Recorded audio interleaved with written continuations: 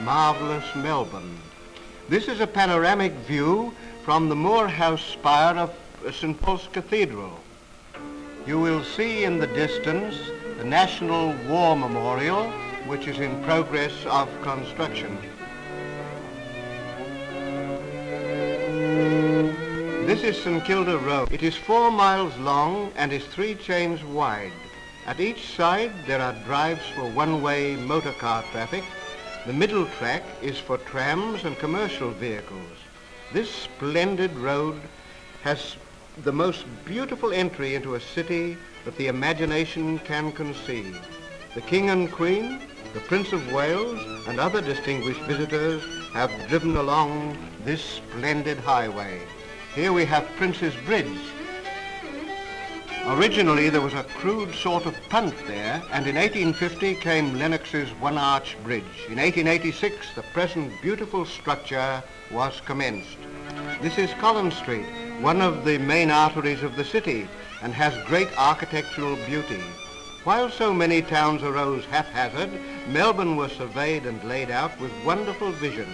It was due to the foresight of Robert Hoddle that the streets were made 99 feet wide and that the infant town was laid out on a rectangular plan. This is the Town Hall.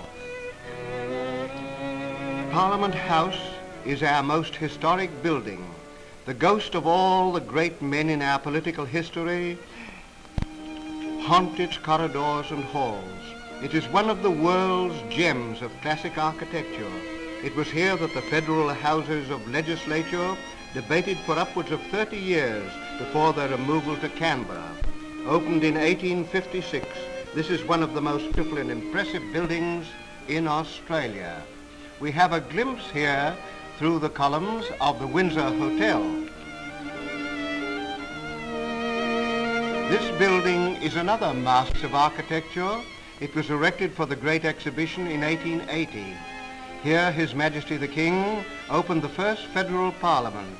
It is surrounded by beautifully laid out grounds, and it is curious to remember that these grounds were once the city's rubbish tip.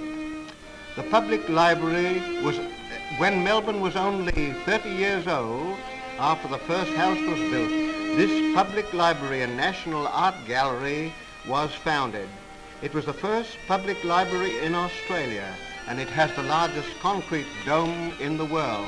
This is Joan of Arc by the French sculptor Vermeer. The University of Melbourne was founded in the same year as the public library, Ormond College.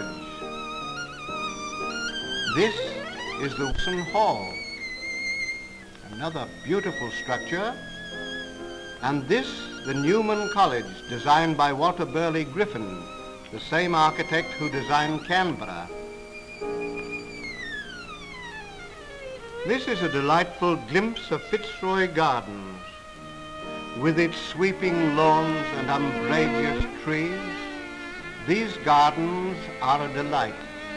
They are practically in the heart of the city, and daily at the lunch hour, the busy workers come here for an hour's sylvan treat.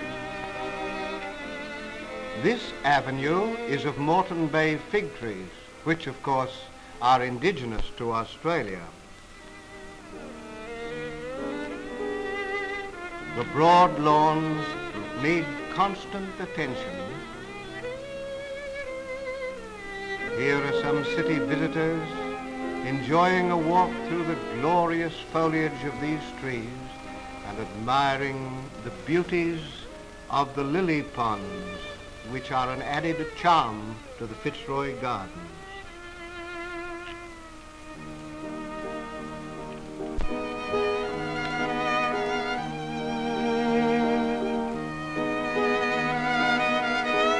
We have a view of Melbourne from the river bank. The towers and turrets of the city make an imposing skyline. This part of the river is where the Henley-on-Yarra festival is held each year, attracting vast pleasure-seeking crowds. The river banks are then the people's playground, but at any time they have their charm, and Old Man River just goes rolling along.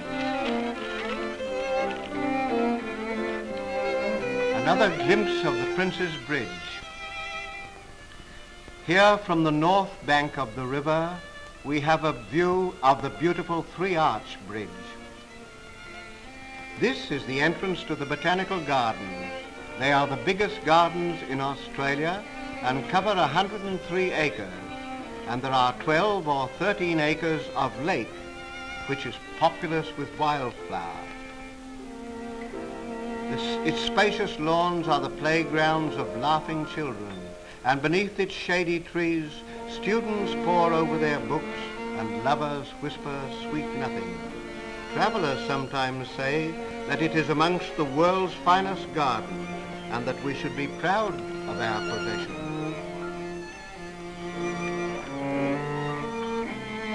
Another glimpse of one of the beautiful lakes. Visitors are never tired of admiring the swan.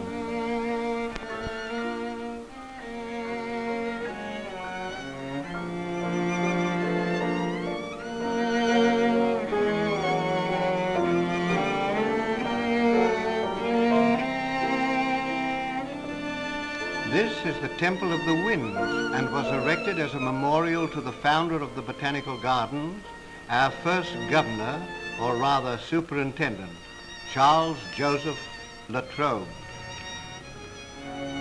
This lake is rarely a bit of the old Yarra. In the old days, it kinked in at this spot, and it is still retained for sentimental reasons, although the real river is now a quarter of a mile away.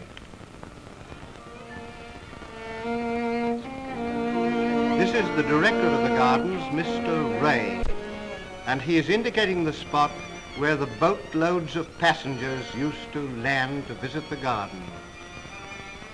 This is the famous old red gum known as Separation Tree.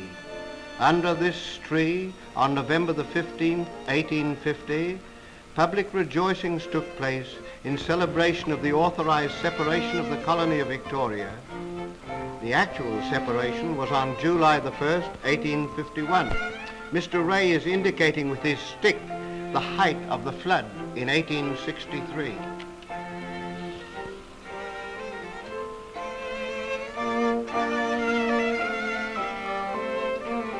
Running along the River Yarra, east from Prince's Bridge and skirting the Botanical Gardens, Alexandra Avenue is a most delightful boulevard.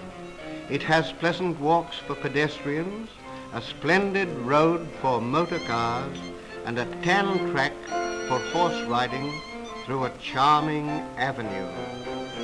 The luxuriant foliage along the Alexandra Drive is a feature of this beautiful spot.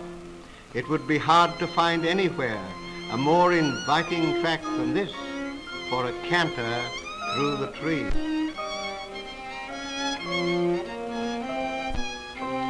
Melbourne is architecturally the finest city in the Commonwealth, but it has a city to be envied.